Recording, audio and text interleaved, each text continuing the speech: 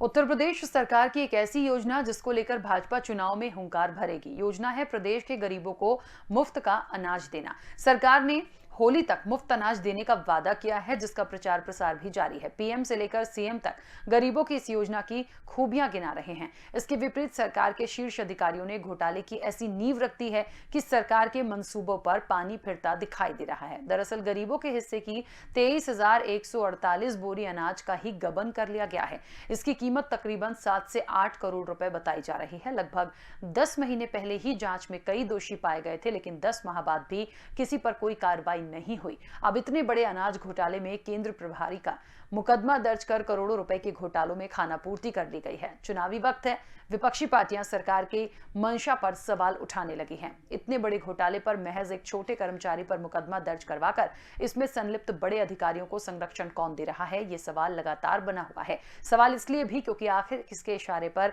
10 महीने से रिपोर्ट दबाकर रखी गई है। वहीं सपा और कांग्रेस ने राज्य सरकार पर जमकर निशाना साधा है।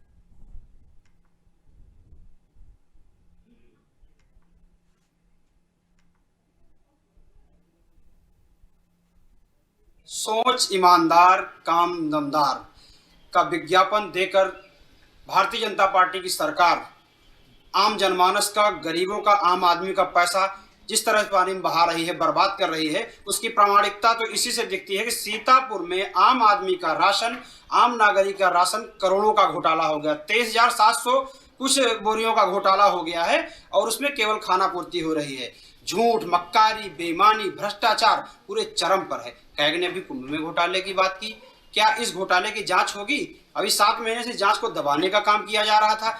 इसमें जो है योगी जी का बुलडोजर कहीं किसी अधिकारी के, किसी जो है भारतीय जनता पार्टी के नेता घर क्या चलेगा? नहीं चलेगा। ये झूठ, मक्कार, बेईमानी की सरकार है। 2022 में समाजवादी पार्टी की सरकार बनने जा रही। सरकार बनने के बाद इन सबकी जांच होगी, जांच कराकर सबको जेल भेजा जाएगा।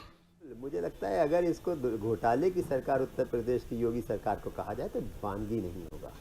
आप देखिए लगातार घोटाले पे घोटाले हो रहे हैं। कोरोना से लेके, कभी जूते चप्पल से लेके, स्कूल के खाने पीने से लेके, सब जगह घोटाले ही घोटाले हो रहे हैं। लेकिन दूसरी सरकारों में अगर कोई घोटाला होता था तो उसकी जांच होती थी, दोषियों को जेल भेजा जाता था, चाहे वो अपनी खुद की पार्टी का हो। लेकिन यहाँ पे क्या हो रहा है? यहाँ पे घोटालेबाजों को बचाने की कोशिश की जाती है। जो घोटाले उजागर करते हैं उनको जेल भेजा जाता है, उनको सस्पेंड किया जाता है। यहाँ पे क्या हो रहा है? आज 23,000 के आसपास घोटाला हो जाता है, बोरों का गायब हो जाते हैं, उनका पता नहीं चलता है। लेकिन एक छोटा अधिकारी को बले की बकरी बना दिया जाता है। सोच एक तरफ भारतीय जनता पार्टी के कार्यकर्ता गरीबों को अनाज वितरण, खाद्यान्न वितरण में मदद करने के लिए वॉलंटियर्स बन करके सहयोग करेंगे, ताकि ये बताया जा सके कि गरीबों की हिमायती कितनी सरकार है। दूसरी तरफ उन्हीं गरीबों की हिमायती बनने की कोशिश कर रही भारतीय जनता पार्टी सरकार के अधिकारी पूरी तरीके से पलीता लगा रहे हैं। 23,148 बोरी अनाज का गबन किया गया है। ये तकरीबन 7 से 8 करोड़ बताई जा रही है। इतनी बड़े घोटाले के बाद भी और ये रिपोर्ट आने के बाद भी 7 से 8 महीने तक इस रिपोर्ट को दबा करके रखा गया। नतीजा ये रहा कि अभी तक ना किसी अधिकारी पे कोई कार्रवाई हो पाई है और ना ही किसी कर्मचारी पे। महज ये खानापूर्ति कर ली गई कि इसमें सिर्फ एक केंद्र प्रभारी पे मुकदमा दर्ज करके जो बड़े इस अपराध के पीछे जो बड़े अधिकारी हैं उनको पूरी तरीके से बचाने की पूरी कोशिश कर ली गई है।